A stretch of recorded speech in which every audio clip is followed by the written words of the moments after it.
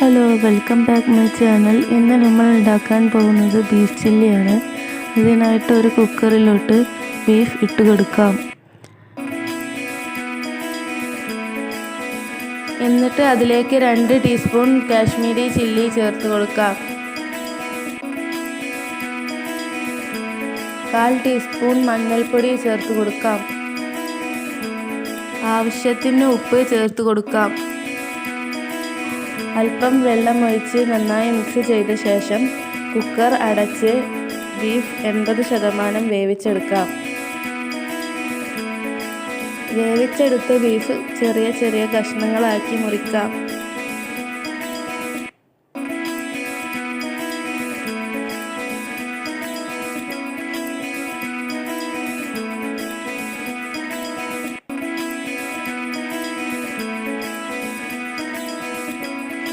എന്നിട്ട് ഒരു ബൗൾ എടുത്ത് അതിലേക്ക് ഇഞ്ചി വെളുത്തുള്ളി പേസ്റ്റ് ചേർക്കാം.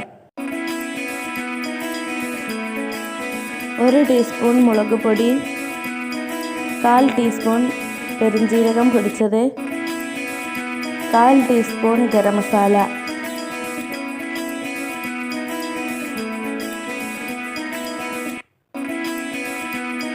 2 ടേബിൾ സ്പൂൺ കോൺഫ്ലവർ ചേർത്ത് കൊടുക്കാം.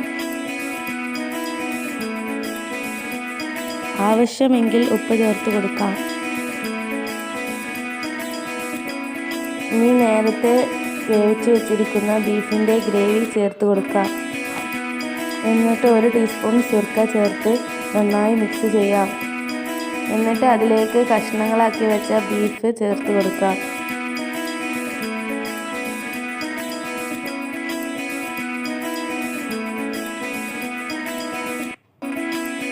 എന്നിട്ട് നന്നായി മിക്സ് ചെയ്ത് കൊടുക്കാം.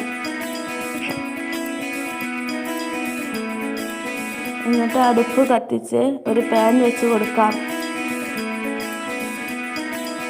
ചൂടായ പാനിലേക്ക് ഓയിൽ ഒഴിച്ച് കൊടുക്കാം. എണ്ണ ചൂടായി വരുമ്പോൾ അതിലേക്ക് കറിവേപ്പില ഇട്ട് കോരി മാറ്റിയെടുക്കാം. എന്നിട്ട് അതിലേക്ക് ബീഫ് ഇട്ട് നന്നായി പൊരിച്ചെടുക്കാം.